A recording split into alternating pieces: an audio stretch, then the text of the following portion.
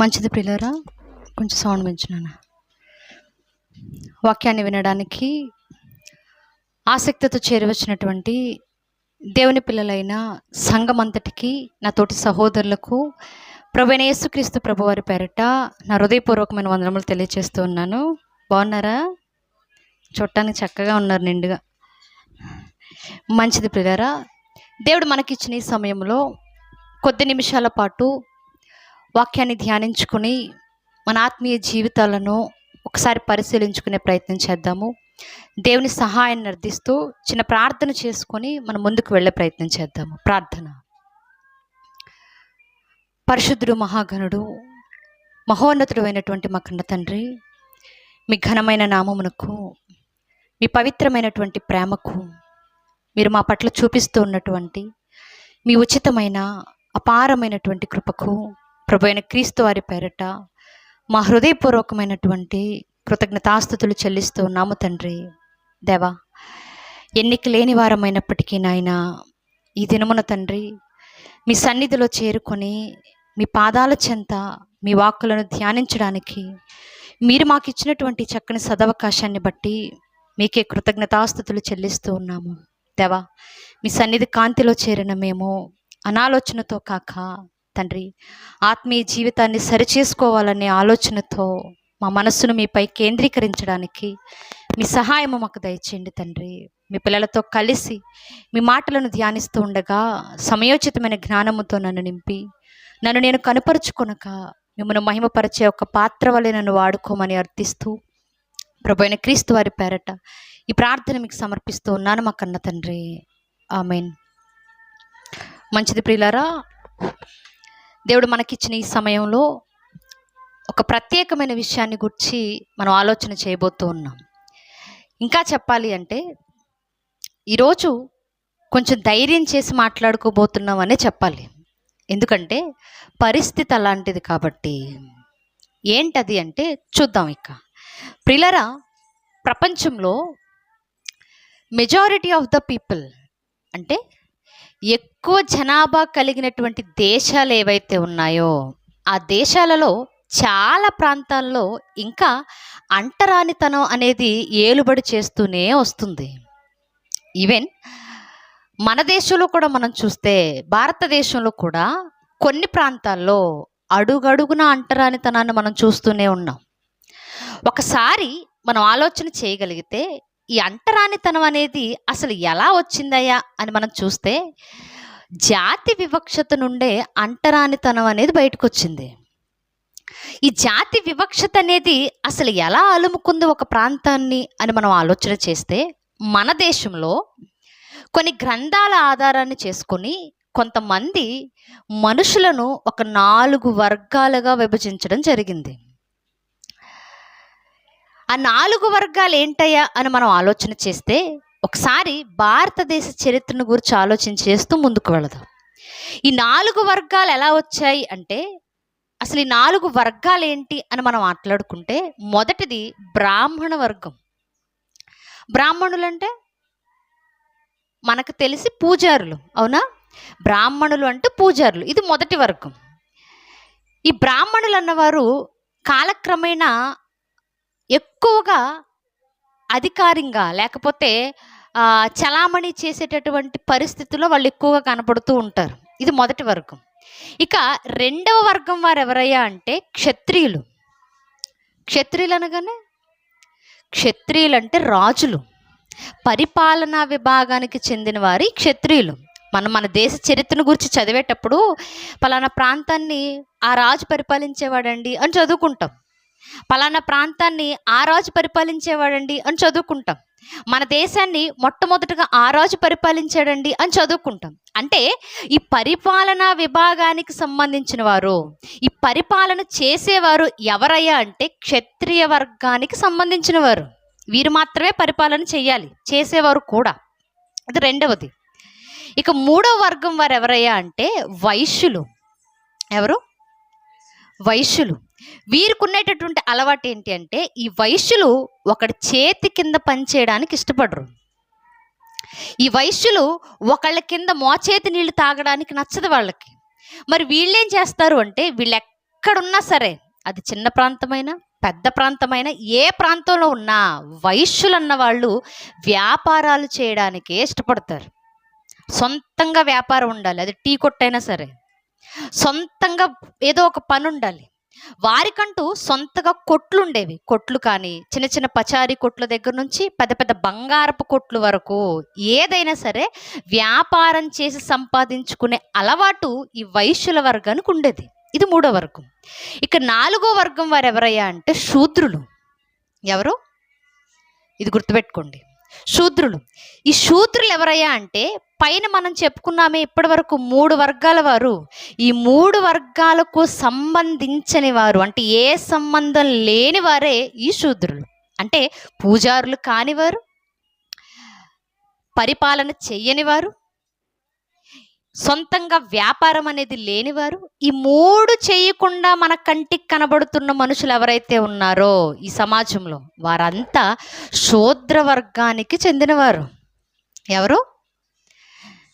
శూద్రులు. అంటే గొర్రెలు కాసుకునే వాళ్ళ దగ్గర నుండి, మేకలు కాసుకునే వాళ్ళ దగ్గర నుండి, ఆటోలు నడుపుకునే వాళ్ళ దగ్గర నుండి, ఈ మిగిలిన పనులు ఏవైతే కనబడుతూ ఉన్నాయో, పూజలు కాకుండా, అంటే పూజారులు కాకుండా, పరిపాలన చేయకుండా, అంటే ఎవరిని ఏలుబడి చేయకుండా, సొంతంగా వ్యాపారాలు కాకుండా, ఈ పనులు, మిగతా పనులు ఎవరైతే చేస్తూ ఉన్నారో సొసైటీలో, వారంతా శూద్ర వర్గానికి సంబంధించిన వారు, మనతో సహా.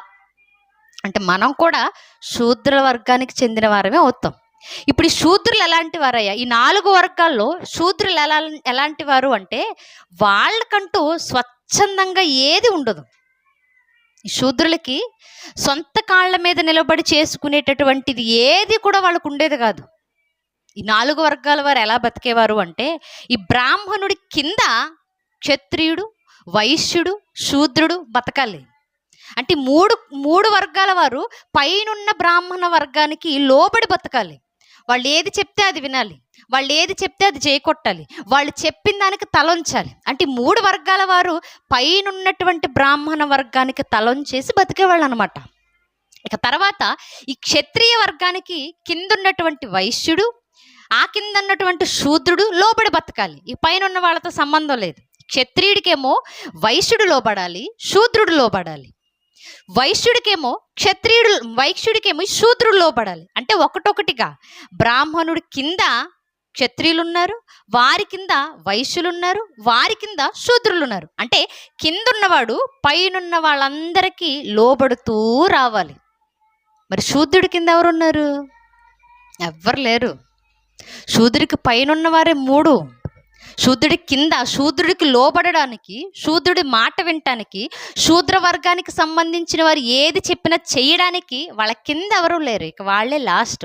అందుకే వాళ్ళకంటూ స్వచ్ఛందంగా ఏది చేసుకునే వెసులుబాటు ఆనాడు ఉండేది కాదు.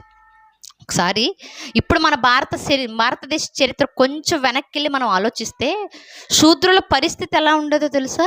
శూద్రులని పైనున్న 3 వర్గాల వారు అసలు దేవాలయాలకు కూడా రానిచ్చేవాళ్ళు కాదు.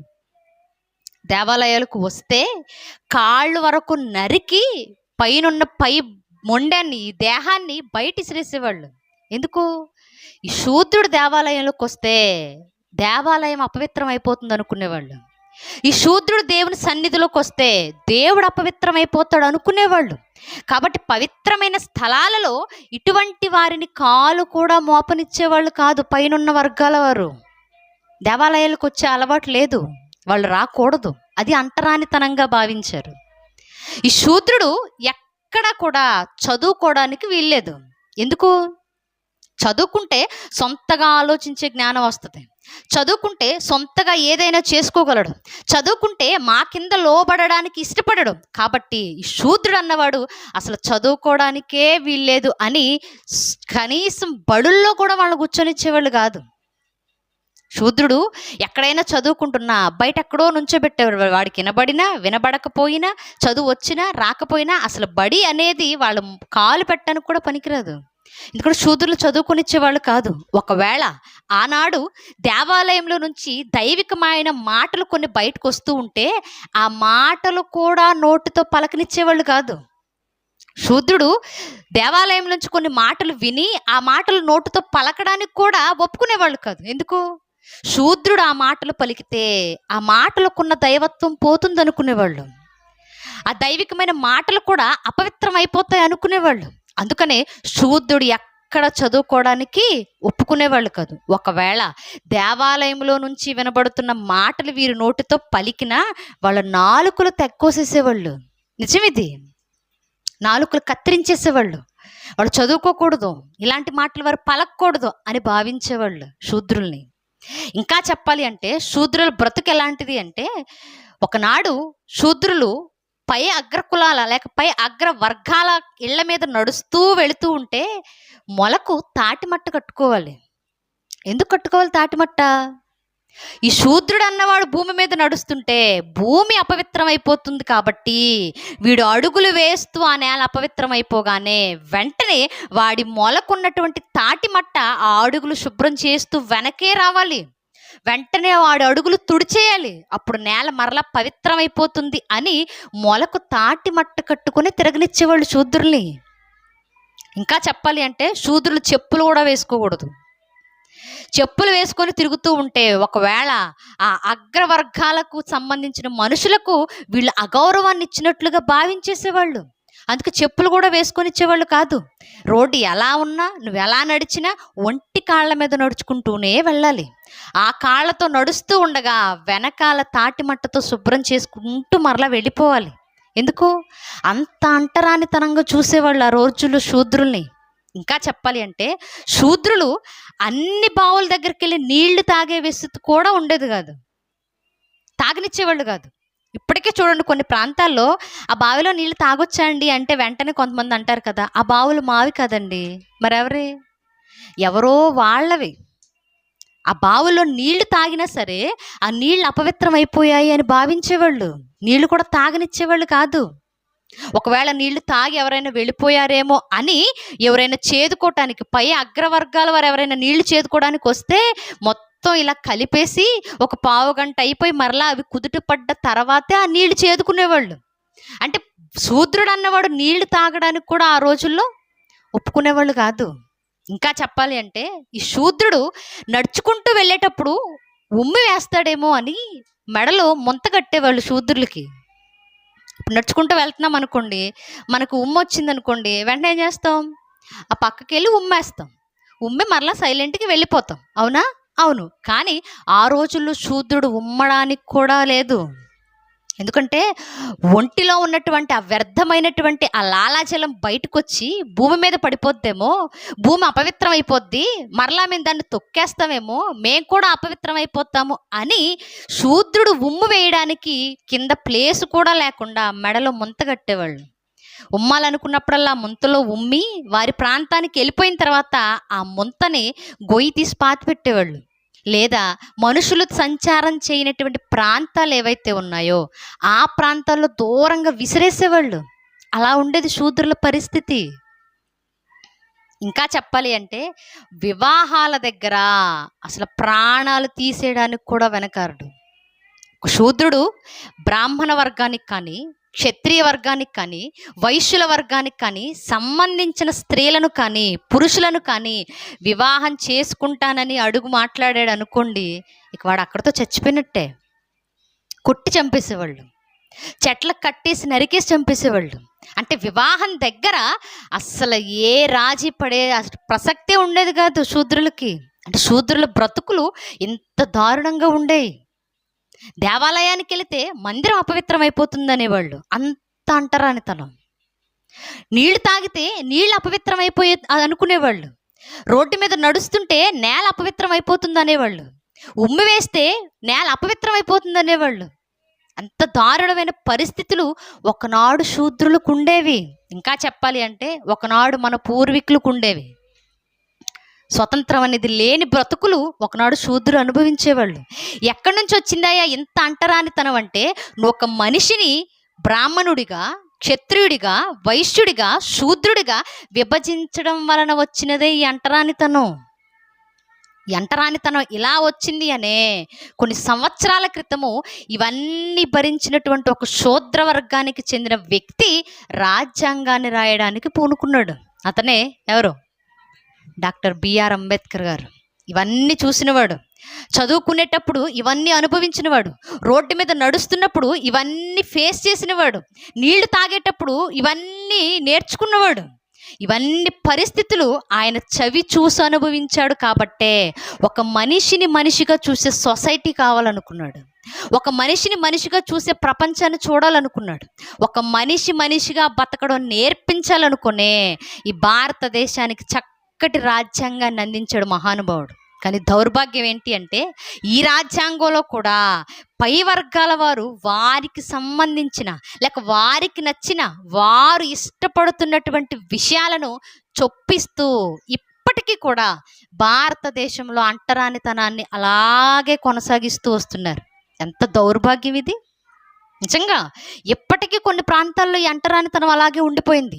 రాజ్యాంగం వచ్చిన తర్వాత కూడా ఈ అంటరానితనం అలాగే కొనసాగుతుంది.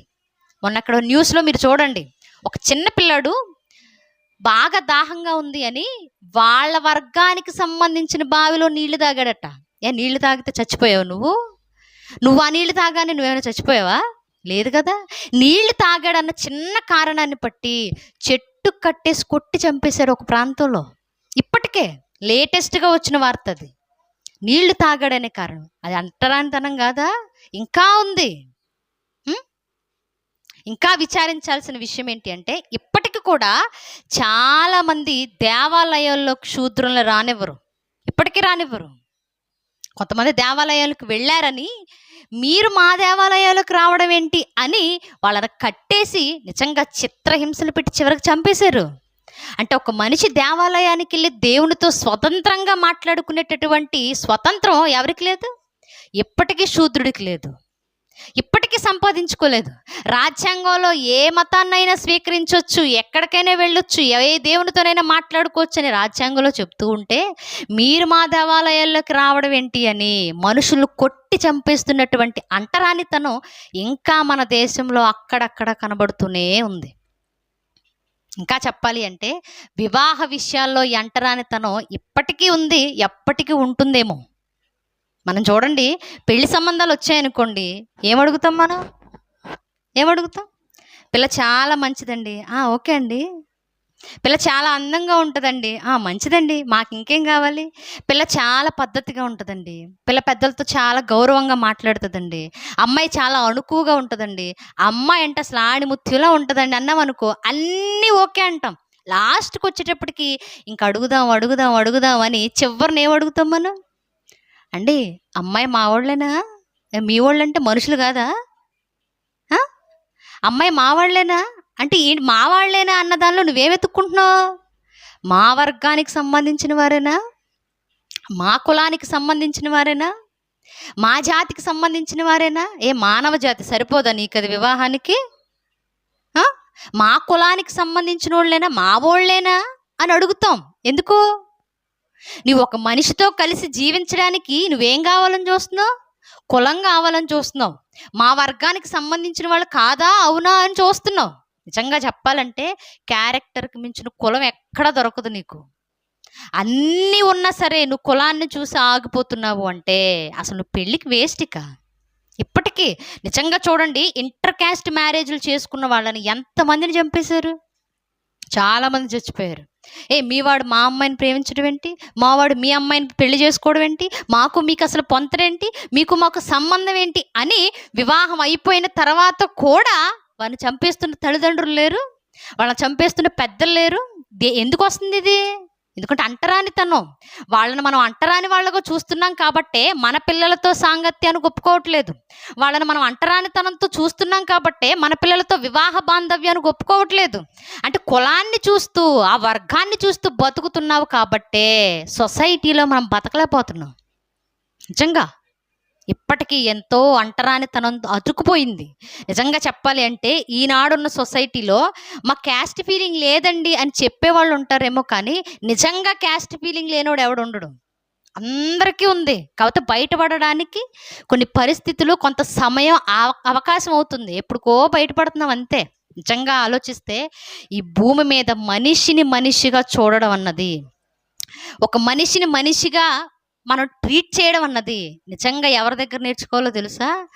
ఈ దేశానికి సంబంధించిన గ్రంథాల్లో కాదు నేర్చుకోవాల్సింది, నిజంగా ఈ భూమి మీద ఒక మనిషిని మనిషిగా చూసినవాడు, ఒక మనిషిని మనిషిగా దగ్గరకు తీసుకున్నవాడు, ఒక మనిషి భూమి మీద ఎలా బ్రతకాలో నేర్పించిన వాడు ఎవరయ్యా అంటే ధైర్యంగా మనం చెప్పుకోగలం, ప్రభు అయిన యేసుక్రీస్తు వారు మాత్రమే అని. నిజంగా ఈ మాట చెప్పడానికి చాలా గర్వంగా ఫీల్ అవుతున్నాం మనం. ఒక మనిషిలా ఎలా బతకాలో, ఒక మనిషిని ఇంకొక మనిషి ఎలా తీసుకోవాలో, ఒక మనిషికి భూమి మీద ఎంత ప్రాధాన్యతనుందో చెప్పింది కేవలం ప్రభువే. అంటరానితనాన్ని కూడా వేలెత్తి చూపించి నిలబడిన మొట్టమొదటి మనిషి యేసు ప్రభువారు. చూద్దాం బైబిల్ తెరిచి. యోహాను గారు రాసిన సువార్త, యోహాను గారు రాసినటువంటి సువార్త, యోహాను గారు రాసిన సువార్త 4వ అధ్యాయము ప్రారంభ వచనము నుండి చూద్దాం. యోహాను సువార్త 4వ అధ్యాయం 1వ వచనం. యోహాను కంటే యేసు ఎక్కువ మందిని శిష్యులుగా చేసుకొని వారికి బాప్తిస్మమిచ్చున్న సంగతి పరిసయ్యులు వినిరని ప్రభువుకు తెలిసినప్పుడు ఆయన యోదియా దేశము విడిచి గలిలయ దేశమునకు తిరిగి వెళ్ళెను. చాలు, ఇక్కడ సందర్భాన్ని మనం పరిశీలిస్తూ ముందుకు వెళదాం. యేసు ప్రభువారు బాప్తిస్మమిచ్చి యోహాను గారి కంటే కూడా చాలా మందిని శిష్యులుగా ఏర్పాటు చేసుకుంటున్నారన్న సంగతి ఎవరికి తెలిసిందట? ఎవరికి తెలిసింది? పరిసయ్యులకు తెలిసింది. ఇప్పుడు పరిసయ్యులు అనగానే ఎప్పటి నుంచో అంటరానితనాన్ని మోసుకుంటూ వస్తున్న బ్యాచే, అంత మంచోళ్ళేం కాదు. సమాజంలో నిలువుటంగీలు వేసుకొని అందరి చేత వందనాలు పెట్టించుకుంటూ అందరి చేత గొప్పగా ప్రశంసించబడుతూ ఉన్నప్పటికీ పరిసయ్యులు నిలువెత్తున అంటరానితనంతో నిండిపోయిన మనస్తత్వం వారిది. ఇప్పుడు వారికి తెలియగానే యేసుప్రభు వారిని అడ్డుకోవాలనుకున్నారు. ఇప్పుడు యేసుప్రభు వారిని అడ్డుకోవాలనగానే ఈ విషయం తెలిసింది ప్రభువారికి. విషయం తెలిసి వెంటనే ఆయన ఆ ప్రాంతం నుంచి బయలుదేరి ఎక్కడికి వెళ్తున్నాడో చూద్దాం. 2వ వచనం. ఆయన యోదియా దేశము విడిచి గలిలయ దేశమునకు తిరిగి వెళ్ళెను. ఎక్కడికి వెళ్తున్నాడు? యోదియా దేశాన్ని విడిచిపెట్టి, అంటే అప్పటి వరకు యోదియా దేశంలోనే ఉన్నాడు. యోదియాలో ఎవరుంటారు? యోదియాలో? మీరుంటారా? మరి మాట్లాడరా? యోదియా దేశంలో యూదులు ఉంటారు, యెరూషలేము దేవాలయం ఉంటుంది, ఇశ్రాయేలీలు ఉంటారు. దేవుడు ఏర్పాటు చేసుకున్నాడు మమ్మల్ని అని గొప్పగా ఎవరైతే చెప్పుకుంటున్నారో వాళ్ళందరూ యోదియాలోనే ఉంటారు ఎక్కువ. ఇప్పుడు ఆ దేశాన్ని విడిచిపెట్టి గలిలయ దేశానికి బయలుదేరుతున్నాడు. ఇప్పుడు గలిలయ దేశానికి వెళ్ళి 3వ వచనం. అయినను యేసే బాప్తిస్మం ఇవ్వలేదు, కానీ ఆయన శిష్యులు ఇచ్చిచుండిరి. ఇప్పుడు గలిలయ దేశానికి వెళ్ళేంత వరకు కూడా యేసు ప్రభు వారు ఏర్పాటు చేసుకున్న శిష్యులు కూడా అనేక మందికి ఏమిస్తున్నారట? బాప్తిస్మం. అంటే ఎదుటి మనిషిని మనిషిగా మారుస్తున్నారు. మీ మనస్తత్వాలు మారాలరా నాయన అని మనిషిని మనిషిగా ఎలా చూడాలో నేర్పిస్తూ బాప్తిస్మం అనే కార్యక్రమాన్ని జరిగిస్తున్నారు. అలా బాప్తిస్మం ఇస్తూ ఉండగా యేసు ప్రభు ఏం చేస్తున్నారట? 4వ వచనం. ఆయన సమరయ మార్గమున వెళ్ళవలసి వచ్చెను గనుక. చాలు, ఇప్పుడు యేసు ప్రభు ఎక్కడికి వెళ్తున్నారు? బాప్తిస్మాలు ఇస్తూ సమరయ మార్గమున వెళ్ళవలసి వచ్చింది. అంటే ఇప్పటి వరకు యోదియా దేశంలోను గలిలయ దేశంలోను పలు ప్రాంతాల్లో బాప్తిస్మాలు ఇస్తూ తిరిగిన ఆయన ఇప్పుడు సడన్గా సమరయ మార్గాన వెళ్ళేటటువంటి అవసరత వచ్చిందన్నాడు. వెళ్ళవలసి వచ్చెను. ఇప్పుడు సమరయ ప్రాంతంలో ప్రయాణం చేయాల్సిన పరిస్థితి వచ్చింది, సమరయ మార్గం గుండా వెళ్ళాల్సిన పరిస్థితి వచ్చింది. ఒకసారి ఎందుకు ఆయన ఆ మార్గంలో వెళ్ళాల్సి వచ్చిందో ఆలోచిద్దాం. చూద్దామా? సమరయ ప్రాంతాన వెళ్ళవలసి వచ్చెను. ఏంటి సమరయ ప్రాంతం? అక్కడ ఏమనిచ్చాడు? సమరయ మార్గమున అనిచ్చాడు. సమరయ మార్గం అంటే, సమరయ అంటే ఏంటి? చెప్పిన వాళ్ళు ధన్యులు. సమరయ, ఈ మాట మేము ఇప్పుడే వింటున్నామండి అన్నవాళ్ళు చేయొద్దండి. చాలాసార్లు వినేశారు, మరి చెప్పండి అలాగైతే. సమరయ అంటే ఏంటి? సమరయ అన్నది ఒక వీధి కాదు, సమరయ అన్నది ఒక ప్రాంతం కాదు, సమరయ అన్నది ఒక దేశం. దేశానికి ఉన్నటువంటి పేరే సమరయ. ఈ సమరయ ప్రాంతం వెలుగులోకి ఎలా వచ్చిందయ్యా అంటే, ఇది ఒకనాడు ఇశ్రాయేలీయులు దక్షిణ దేశాన్ని లేక దక్షిణ రాజ్యాన్ని స్వతంత్రించుకున్న ఇశ్రాయేలీయులు ఎవరైతే ఉన్నారో, అంటే 10 గోత్రాల ఇశ్రాయేలీయులు ఉన్నారే, యూదులు కాకుండా ఈ 10 గోత్రాల ఇశ్రాయేలీయులు నివసించినటువంటి భూభాగమే ఈ మనం చదువుకుంటున్న సమరయ భూభాగం. సమరయ అంటే అర్థం ఏంటో తెలుసా? సహాయకుడు అని అర్థం. సమరయ అంటే దాత అని అర్థం. సమరయ అంటే రక్షకుడు అని అర్థం. ఇప్పుడు సమరయ అనగానే ఇశ్రాయేలీయులు ఒకనాడు జీవించినటువంటి భూభాగమే అని మనకు గుర్తుకు రావాలి. ఇక ఆలోచన చేస్తే ఈ సమరయ భూభాగంలో ఎవరుంటారు? ఎవరుంటారు? ఎవరుంటారు? ఎవరుంటారు? 3 సార్లు అడిగాను. సమరయ భూభాగంలో ఎవరుంటారు? మీ ఇంట్లో ఎవరుంటారమ్మా? మీ ఇంట్లో ఎవరుంటారు? మీ ఇంట్లో ఎవరుంటారు? మీ ఇంటోళ్ళు ఉంటారు, అంతేనా? మీ ఇంట్లో ఎవరుంటారు? మీ ఇంటోళ్ళే ఉంటారు. ఇప్పుడు సమరయ దేశంలో కూడా ఎవరు? సమరయులే ఉంటారు. ఇప్పుడు మన దేశంలో మనమే ఉంటున్నామా? అలాగే సమరయ దేశం కూడా సమరయులతో నిండిపోయింది. అంటే ఆ దేశంలో 100కి 80% మంది సమరయులే బతికేవాళ్ళు. ఎవరు? సమరయ దేశంలో సమరయులే బతికేవాళ్ళు. మరి సమరయులు ఎవరు? ఎవరు సమరయులు? ఎవరు సమరయులు? నాకు ఇప్పుడు అర్థమైంది ఏంటి అంటే, పాత నిబంధన అసలు ఎవ్వరు చదవరు, కొత్తగా ఉంటుందని కొత్త నిబంధన ఒకటి చదువుతున్నట్టున్నారు. సమరయులు అంటే ఒకనాడు ఇశ్రాయేలీలు చెదిరిపోయి వేరే దేశాల కింద, బబులోను కింద, అష్షూరీల కింద దాసులుగా వెళ్ళిపోయిన తర్వాత మరికొంతమంది ఇశ్రాయేలీలు మా సొంత భూభాగాల్లో మేమే ఉంటాము, ఇవి మా పూర్వీకులు ఇచ్చిన ఇళ్ళు, మా పూర్వీకులు ఇచ్చినటువంటి భూములు, ఇది మా స్వదేశం కాబట్టి మేము ఎక్కడే బతుకుతాము అని కొందరు అక్కడ ఉండిపోయారు. ఉండిపోయిన తర్వాత కొంతకాలానికి అక్కడున్న ఇశ్రాయేలీలు మిగిలిన అన్యులతో వివాహ సంబంధాలు పెట్టుకున్నారు. అంటే ఇశ్రాయేలీలు మోయాబీలతో వివాహ సంబంధాలు పెట్టుకోవడం, ఇశ్రాయేలీలు అమ్మోనీయులతో వివాహాల సంబంధాలు పెట్టుకోవడం, అంటే అన్యులతో మిళితమైపోయారు, అంటే మిక్స్ అయిపోయారు. అంటే ఇశ్రాయేలీయులు వెళ్ళి వారికి నచ్చినటువంటి అమ్మోనీయుల్లో ఒకదాన్ని పెళ్లి చేసుకునేవాడు.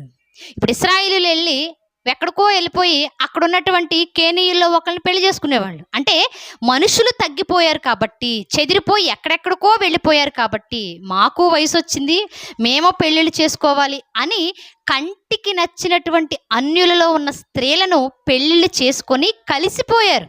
ఇప్పుడు తండ్రేమో ఇశ్రాయేలీయుడు అయిపోయారు, తల్లి మాత్రం అన్యురాలైపోయింది. ఇప్పుడు ఒక అన్యురాలికి ఇశ్రాయేలీయుడికి పుట్టినటువంటి సంతానమే సమరయులు. ఎవరు అంటే వాళ్ళ నాన్న ఇశ్రాయేలీయుడు, వాళ్ళ అమ్మ అన్యురాలు. మోయాబీరులు కావచ్చు, అమ్మోనీయులు కావచ్చు, యెబూసీయులు కావచ్చు, ఎవరైనా కావచ్చు.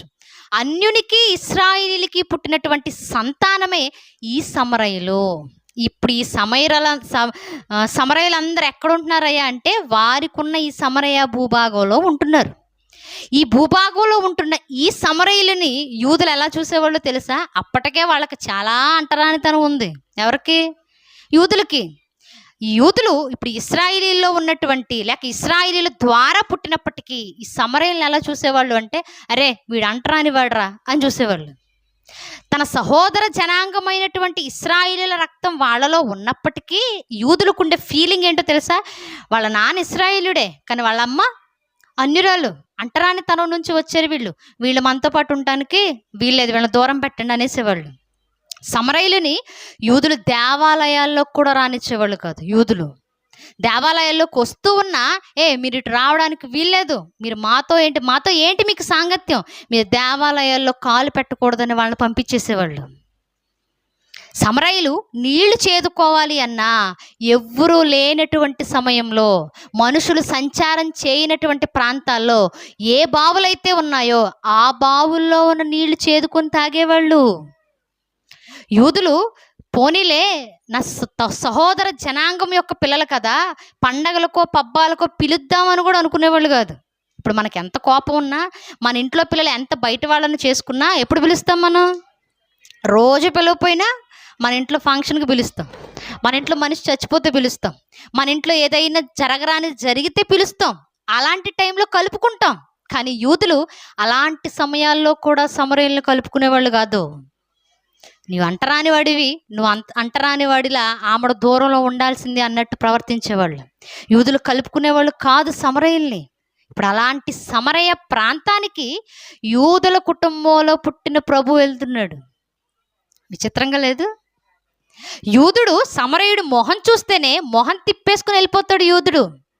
అయ్యచ్చి ఏంటి ఏళ్ళ మొహం చూస్తేనే పొద్దున్నే నేను అనుకుని ఫీల్ అయిపోతాడు యూదుడు. కానీ ప్రభువు చూడండి, యూద కుటుంబానిలో పుట్టిన, ఇశ్రాయేలీయుల జాతిలో పుట్టిన దేవుని కుమారుడిగా భూమి మీద నడయాడుతూ ఉన్నప్పటికీ అంటరానితనంతో చూస్తున్న సమరయ ప్రాంతంలోనే అడుగుపెట్టాడు ఆయన. అందుకు వెళుతున్నాడు. ఇప్పుడు ఒక అంటరాని ప్రాంతానికి, అంటరాని మనుషుల మధ్యకి, సమాజం అంతా వెలివేసినటువంటి ఆ ప్రాంతానికి ప్రభు వెళ్తూ ఉన్నాడు. ఎందుకు వెళ్తున్నాడో చూద్దాం ఇప్పుడు. యోహాను సువార్త 4వ అధ్యాయము 4వ వచనము నుండి, ఆయన సమరయ మార్గమున వెళ్ళవలసి వచ్చెను కనుక యాకోబు తన కుమారుడైన యోసేపుకిచ్చిన భూమి దగ్గరనున్న సమరయలోని సుకారు అను ఒక ఊరికి వచ్చెను. ఎక్కడికి వచ్చాడు ఆయన? ఇప్పుడు సమరయ దేశానికి వచ్చాడు. ఆ దేశానికి ఉన్న గొప్పతనం ఏంటయ్యా అంటే, ఆ దేశము ఒకనాడు ఉన్నటువంటి యాకోబు ఎవరైతే ఉన్నాడో, ఇశ్రాయేలీయుల తండ్రి, ఆ యాకోబు గారు తన పిల్లలకి ఆస్తిని పంచేశాడు. మనం తర్వాత పాత నిబంధనలు చదువుకునేటప్పుడు యెహోషువ గ్రంథంలో భూభాగాలు పంచుకుంటారు ఇశ్రాయేలీయులు, గుర్తుందా? అది కూడా గుర్తు చేయనా? ఇశ్రాయేలీయులు భూభాగాన్ని పంచుకున్న దాఖలాలు మనకు కనబడుతూ ఉంటాయి. అలా యాకోబు ఆస్తిని పిల్లలు పంచుకున్నప్పుడు ఇశ్రాయేలీయులలో యోసేపుకు వచ్చిందట ఈ భూభాగం, ఈ సమరయ ప్రాంతం ఉన్న భూభాగం. ఇప్పుడు తండ్రి అయిన యాకోబు తన కుమారుడైనటువంటి యోసేపుకి ఇచ్చిన భూభాగమే ఈ సమరయ భూభాగము. ఇప్పుడు ఈ సమరయ భూభాగంలో సుకార్ అనే ఒక ఊరికి వచ్చాడు ఆయన. ఏ ఊరు? సుకారు అంటే ఒక చిన్న గ్రామం. అది సుకార్ అనేది సమరయ దేశంలో సుకార్ అనే ఒక చిన్న గ్రామానికి, ఒక చిన్న ప్రాంతానికి, మన భాషలో చెప్పాలి అంటే పక్క పల్లెటూరుకు వచ్చాడు ఆయన. ఇప్పుడు సుకార్ అనే ప్రాంతానికి వచ్చినప్పుడు ఏం జరుగుతుందో చూద్దాం. 6వ వచనం, అక్కడ యాకోబు బావి ఉండెను కనుక యేసు ప్రయాణము వలన అలసి ఉన్న రీతినే ఆ బావి యొద్ద కూర్చుండెను. అప్పటికి ఇంచుమించు 12 గంటలాయెను. ఇప్పుడు సుకార్ అనే ప్రాంతానికి వచ్చిన ఆయన, అంటరాని ప్రాంతంగా పిలువబడుతున్న ఆ ప్రాంతానికి వచ్చిన ఆయన ఎక్కడ కూర్చున్నాడు? ఎక్కడ? యాకోబు బావి దగ్గర కూర్చున్నాడు. ఏ బావి? ఆ బావికి ఒక స్పెషాలిటీ ఉంది, అందుకే అన్నిసార్లు అడిగాను. యాకోబు బావి దగ్గరకు వచ్చి కూర్చున్నాడు. ఒకసారి ఆలోచించండి, ఆ బావికి పెట్టబడిన పేరు యాకోబా, లేకపోతే ఇంకేదైనా కారణం ఉందా ఆ బావికి? ఏ బావి? యాకోబు తవ్వించిన బావి. ఈ బావికి ఒక చరిత్ర ఉంది. ఏంటయ్యా ఆ చరిత్ర అంటే చూద్దాం ఒకసారి బైబిల్ తెరచి. ఆదికాండము 33వ అధ్యాయం 33వ అధ్యాయము ఆదికాండము 33వ అధ్యాయము 12వ వచనం నుండి మనం చూడగలిగితే, 33వ అధ్యాయము, ఈ సందర్భం మనకు బాగా సుపరిచితం. ఏంటి ఈ సందర్భం అంటే, యాకోబు గారు తన అన్న అయినటువంటి ఏశావును మోసగించి తండ్రి దగ్గర ఉన్నటువంటి ఆశీర్వాదాన్ని అంతా తీసుకుని అక్కడ నుండి పారిపోయి లాబాను దగ్గర తేలాడు. ఇప్పుడు లాబాను దగ్గరకు వెళ్ళిన తర్వాత కొన్ని సంవత్సరాల పాటు ఆస్తిని సంపాదించుకున్నాడు, భార్యలను సంపాదించుకున్నాడు, పిల్లల్ని సంపాదించుకున్నాడు, పశువులను సంపాదించుకున్నాడు, మందను సంపాదించుకున్నాడు. వీటన్నిటిని సంపాదించుకున్న తర్వాత యాకోబుకు వచ్చిన ఆలోచన ఏంటి అంటే, నా స్వదేశానికి నేను వెళ్ళాలి, రేపు నేను చచ్చిపోయినా నా దేహాన్ని నా స్వదేశంలోనే పాతి పెడతారు కాబట్టి నా దేశానికి వెళ్ళాక నేను నెమ్మదిగా జీవించాలి అనుకున్నాడు యాకోబు. అనుకొని చక్కగా అక్కడి నుంచి బయలుదేరి తన స్వదేశానికి వస్తూ వస్తూ వస్తూ ఆయనకు ఒక ఆలోచన వచ్చింది. ఏ ఆలోచన అది? అరే, నేను మా అన్నయ్యని మోసం చేసి కదా పారిపోయాను, మా అన్నకు రావాల్సిన దీవెద కదా నేను దొంగతనం చేసి వెళ్ళిపోయాను. ఇప్పుడు మరలా నేను నా స్వదేశానికి వెళ్తే మా అన్న నన్ను చంపేస్తాడేమో, నా మీద ఇంకా అలాగే కోపం ఉందేమో.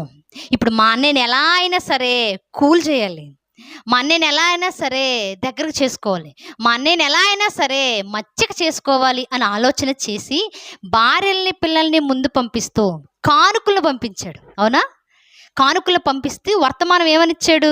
అన్నయ్య, ఇదిగో ఈ పిల్లలు నా పిల్లలే, ఈ భార్యలు నా పిల్లలే, లేక ఇదిగో ఈ మంద నాదే, ఇప్పుడు నేను నీ కానుగ్గా ఈ మందనిస్తున్నాను, నా భార్యల మొహాన్ని చూసైనా నా పిల్లల మొహం చూసైనా నన్ను దగ్గర చేసుకో అన్నట్టుగా కానుకలు పంపించాడు.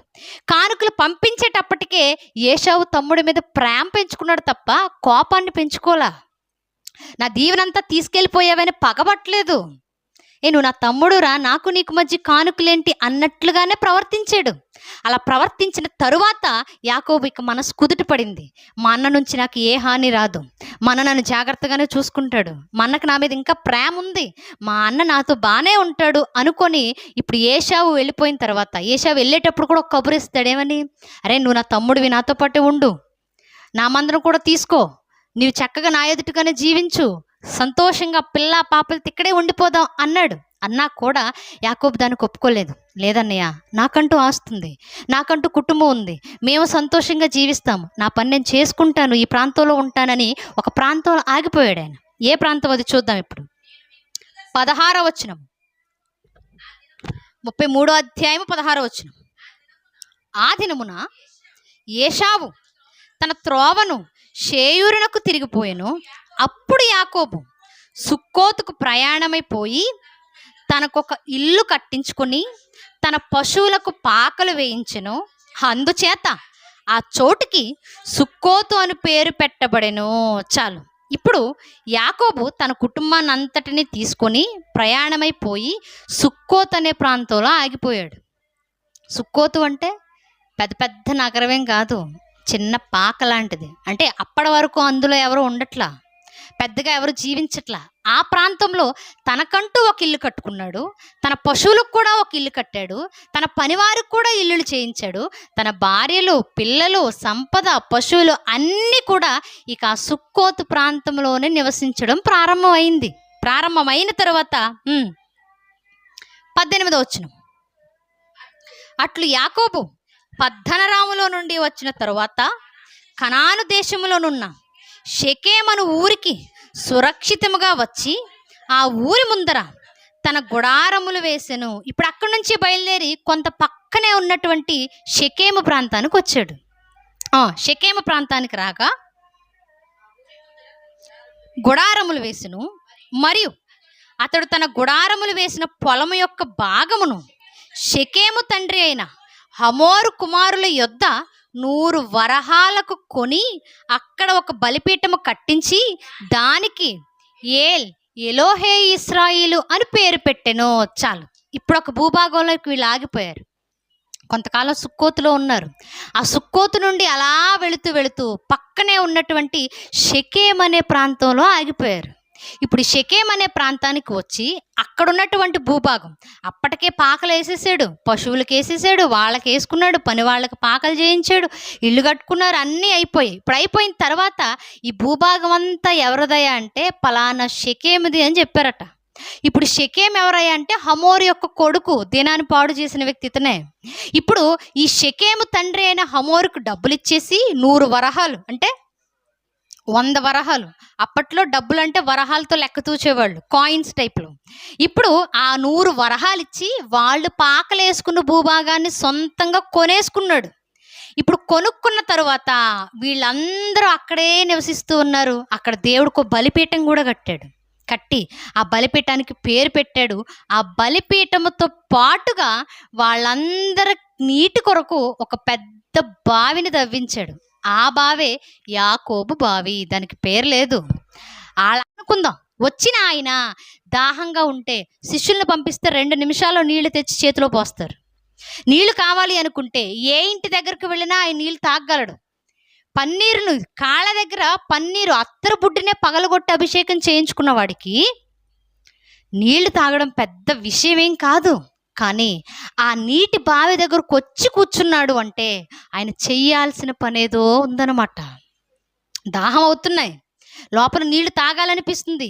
అంత దాహంతో ఉన్నా, నీరు తాగాలి అనిపిస్తూ ఉన్నా ఆయనకు ఆత్మల దాహం ఉంది కాబట్టే నీళ్లు తాగకుండా ఒక ఆత్మను రక్షించాలనే ఆలోచన చేస్తున్నాడు. ఆ అంటరాని ప్రాంతంలో బావి దగ్గర కూర్చొని ఏం చేస్తున్నాడో తెలుసా? చూస్తున్నాడు.